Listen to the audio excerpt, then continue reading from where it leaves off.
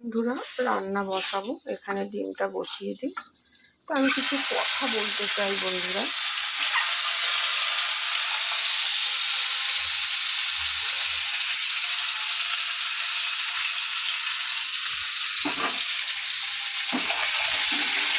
আজকে ডিমগুলো ভালো সেদ্ধ হয়েছে। এটা হয়তো ফাটা ছিল তার জন্য, কারণ তরকারি ঝোলের ডিম করলে আমি অনেকটা সময় ধরে জাল দিই, যাতে প্রপারলি ভালো হয়। কারণ আমার ছেলে কিছু ডিমের গায়ে যদি কিছুই হয় খাবে না। এটা ফাটা ছিল, হয়তো বুঝতে পারিনি, জলে দিয়েছি যে এরকম হয়েছে।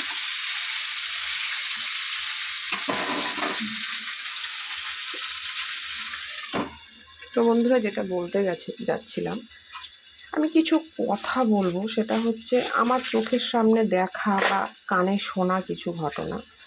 সমাজে কিছু কিছু মানুষ থাকে, জানো তো বন্ধু, যারা লোকের সংসারে অশান্তি পাতাতে খুব ভালোবাসে। ধরো স্বামী স্ত্রীর মধ্যে অশান্তি, বাবা ছেলের মধ্যে, বা বাবা ছেলে বাবা মার মধ্যে অশান্তি, কুযুক্তি দেয়া, এগুলো। তো আমি মনে করি কি, আমি একটা খারাপ কথা বলবো, কারণ আমি মনে করি এদের পার্সোনালিটি বলে কিছু নেই। এদের হচ্ছে এরাও মা বাবার সাথে ওরকম করে, বা এরাও বিয়ে করে বউয়ের উপর টর্চার করে। হ্যাঁ, যার জন্য এরা লোককে ইন্ধন দিতে পারে। আর সব থেকে বড় কথা আমি বলবো, এদের মনে হয় ঠিক করে যাচাই করলে বোঝা যাবে যে এদের জন্মেরও কোনো ঠিক থাকে না। থাকে না এখন সমাজে যে একাধিক বাবা বা একাধিক মা থাকতেই পারে। তো সেরকমই এরকম সমাজে আছে আমার নিজের চোখে, কিন্তু এরা বোঝে না, এরা ভালো থাকে না। ধরো আজকে আমাকে কেউ প্রযুক্তি দিল যে আমার শাশুড়ির সাথে খারাপ ব্যবহার করার জন্য, আমি তা ভাবলাম সে আমার পরম মিত্র, কিন্তু একটা টাইমে তার যে আমাকে বুদ্ধি দিচ্ছে তার তো অবস্থা খুবই শোচনীয় হবে, এবং আমি যে ওর কথাটা শুনছি আমারও অবস্থাটা শোচনীয় হবে। এটার জন্য প্রস্তুত থাকতেই হবে। তাই আমি সেই সমস্ত কি বলবো, মানে যার জন্মের ঠিক নেই, এগুলো যারা করে তাদের অবশ্যই জন্মের ঠিক নেই আমি মনে করি। কারণ ভদ্র সভ্য, গরিব হোক, ভদ্র সভ্য ঘরের ছেলে মেয়ে বা যেই হোক না কেন, এরকম মানুষের সংসারে অশান্তি বা স্বামী স্ত্রীর মধ্যে ঝগড়া, স্বামী স্ত্রীর মধ্যে ফাটল, বা মা বাবার মধ্যে সন্তানের ঝামেলা, এগুলো কোনো ভদ্র সমাজে ভালো ভদ্র ঘরের ছেলেমেয়েরা কখনো করবে না। যদিও বা আমার সাথে এটা হয়নি, কারণ আমি ওরকম শিক্ষায় মানুষ হইনি। ওই যে বললাম, আমার মা বাবাও একটা, আমার বুদ্ধি বিবেচনা আমার নিজের। মা বাবা অনেক কষ্ট করে পড়াশোনা শিখিয়েছে, তাই আমি কারোর বুদ্ধিতে চলি না। আর সত্যি কথা বলতে, আজকে আমি যদি ভালো থাকি সেটা আমার মা বাবার জন্য। আমার মা বাবা কখনো আমার জন্য চোখের জল ফেলেনি। আমার শাশুড়ি মা এ বাড়িতে এসেছি যে আমি 12-13 বছর, কখনো চোখের জল ফেলেনি, এটা আমার গর্ব। তো আমি তাদের উদ্দেশ্যে বলছি, যাদেরকে আমি এত বড় কথা বললাম জিনিসটা, কারণ আমি সত্যি ব্যাড ল্যাঙ্গুয়েজ ইউজ করতে পারি না।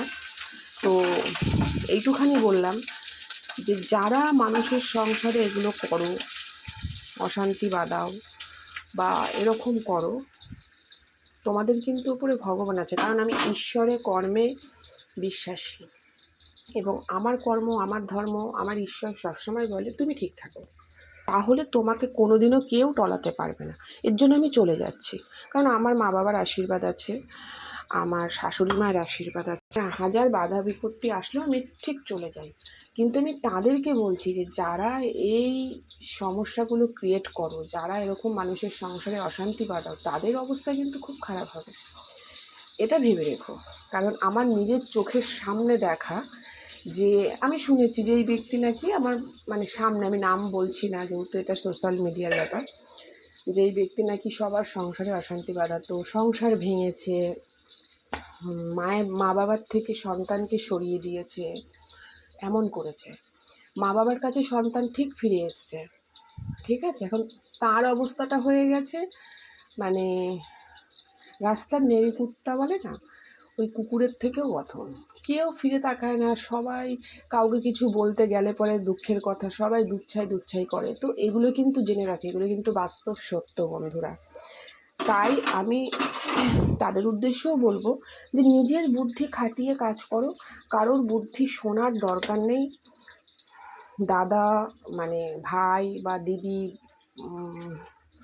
মানে বোন যারা যারা আছো, নিজের বুদ্ধি খাটিয়ে কাজ করো। তোমার বুদ্ধি, তোমার বিবেক যা বলবে সেটা করো। আর তোমার কখনো কারোর বিবেক খারাপ বুদ্ধি দেয় না।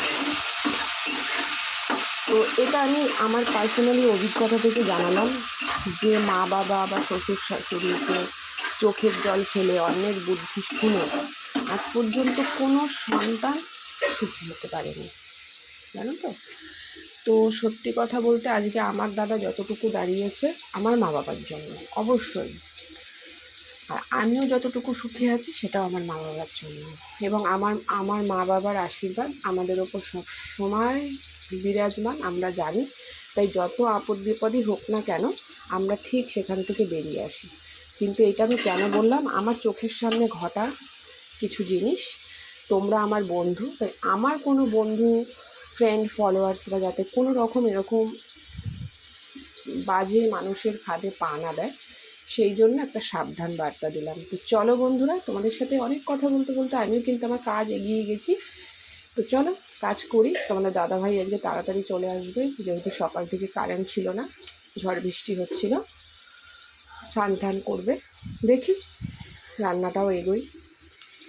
তো চলো।